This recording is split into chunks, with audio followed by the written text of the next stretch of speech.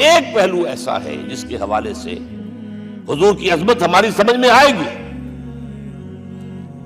حضور ایک انسان کی حیثیت سے کیا تھے، ایک باپ کی حیثیت سے آپ کا کیا طرز عمل تھا. ذرا یاد کیجئے، جگر گوشہ رسول حضرت فاطمہ بتول رضی اللہ تعالیٰ عنہ وہ حاضر ہوتی ہے، ابا جان دیکھیے چکی پیس پیس کر یہ گھٹے پڑ گئے میرے ہاتھ میں، یہ کنویں سے پانی لاتی ہوں، مشکیزیں کہ یہاں پر بندیاں پڑ گئی. حضور اب تو عام لوگوں پر بھی آسانیاں ہیں، لوگوں کے ہاں غلام آ گئے ہیں، کنیزیں آ گئی ہیں، مال و دولت آ گئی ہے، مجھے بھی کوئی غلام کنیز عطا ہو جائے. اور آپ کو معلوم ہے یہ لخت جگر نور چشم محمد کی سب سے پیاری بیٹی صلی اللہ علیہ وسلم، کوئی شک نہیں اس میں، فاطمہ کیا بیتی ہوگی حضور کے قلب پر. لیکن فرمایا کیا بیٹی، یہ دنیا کی چیزیں ہمارے لیے نہیں ہیں، میں تمہیں اس سے بہتر شے دیتا ہوں. تسبیح فاطمہ ہر نماز کے بعد 33 مرتبہ سبحان اللہ، 33 مرتبہ الحمدللہ، 33 مرتبہ اللہ اکبر کہہ لیا کر. لیکن سوچ لیجئے دل پر کیا گزری ہوگی صلی اللہ علیہ وسلم. حضرت عائشہ سے پوچھئے، حضرت خدیجہ سے پوچھئے حضور کیسے شوہر تھے، آپ سے زیادہ خواتین کے حق میں نرم، گھر کے کام کا جھاڑو دے رہے ہیں، کپڑے جو ہیں بوسیدہ انہیں سی رہے، گھر میں بیٹھے ہوئے یہ کام کرتے تھے. بہرحال ایک بات میں آپ سے عرض کروں، آپ انسان کی جس حیثیت کا بھی ذہن میں تصور کریں گے وہ ساری حیثیتیں محمد میں موجود ہیں صلی اللہ علیہ وسلم. محمد حاکم کی حیثیت سے بھی ہے، محمد سب سالار کی حیثیت سے بھی ہے، محمد قاضی القضات بھی ہیں، محمد ہیڈ آف دی اسٹیٹ بھی ہیں،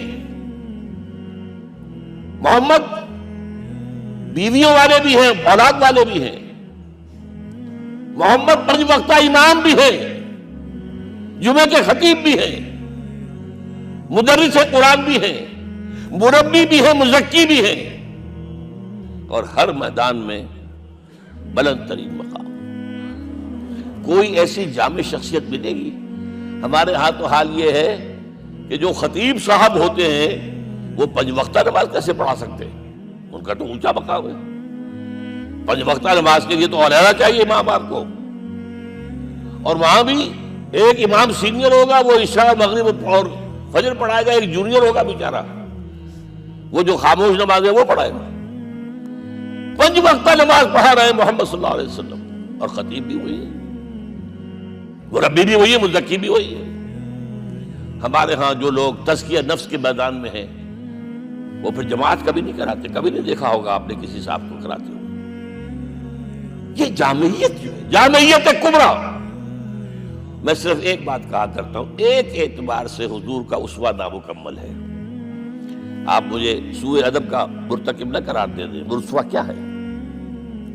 عورت کے لیے اس کی اپنی نسوانی زندگی کے لیے اسوہ آپ میں نہیں ہے.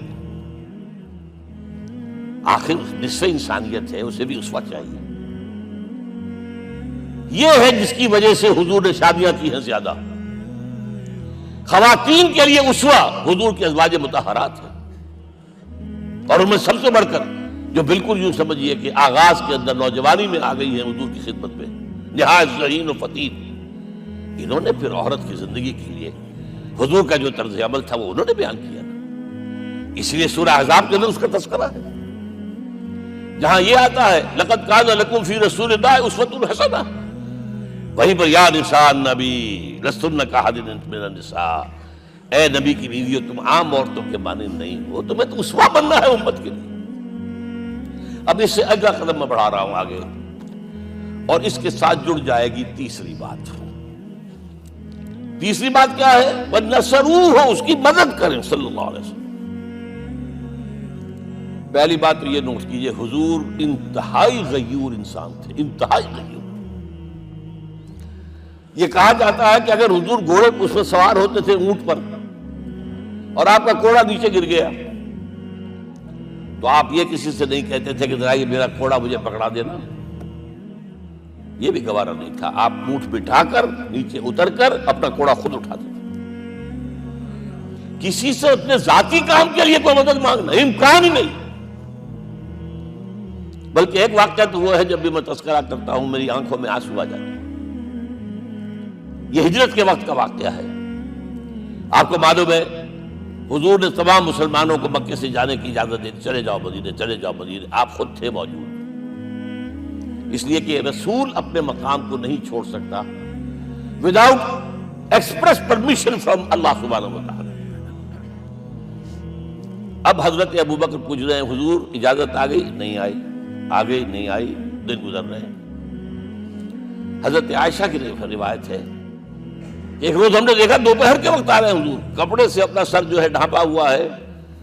عرب میں دوپہر کے وقت وزٹ کرنا جو ہے یہ ان کے خلاف دستور ہے، ان کی تہذیب کے خلاف ہے. یہ قیلولے کا وقت ہوتا ہے. تو حیران ہوئے. آتے ہی فرمایا ابوبکر ہجرت کی اجازت ہو گئی. اب انتہائی خوشی سے اور بڑی امید میں کہ بڑی شاباش ملے گی حضرت ابوبکر فرماتے ہیں، عرض کرتے ہیں حضور میں نے 2 اونٹیاں تیار کر رکھی ہیں، خوب کھلا پلا کے انہیں فرما کیا ہوا ہے، یہ ہجرت میں ہمارے کام آئے گی. حضور تھوڑا سا توقع فرماتے ہیں، پھر کہتے ہیں اچھا ٹھیک ہے، ایک میں استعمال کروں گا لیکن میں اس کی قیمت ادا کروں گا. حضرت ابوبکر رو پڑے. حضور مجھ سے یہ مغایرت، سائے کے طرح کے ساتھ رہنے والا، اس سے یہ مغایرت، ذرا سے اشارے پر اپنی کم سن بیٹی پیش کر دی نکاح کے اندر، اس سے یہ مغایرت. رو پڑے.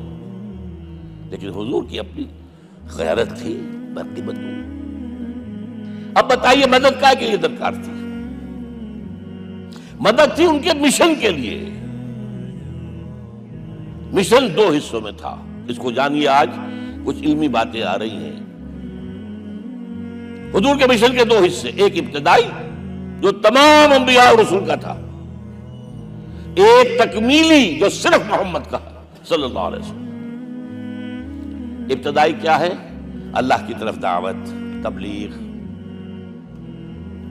جو دعوت قبول کر لیں ان کے لیے بشارت، بشیر کہ تمہارے لیے آخرت میں جنت ہے، دیوتے ہیں.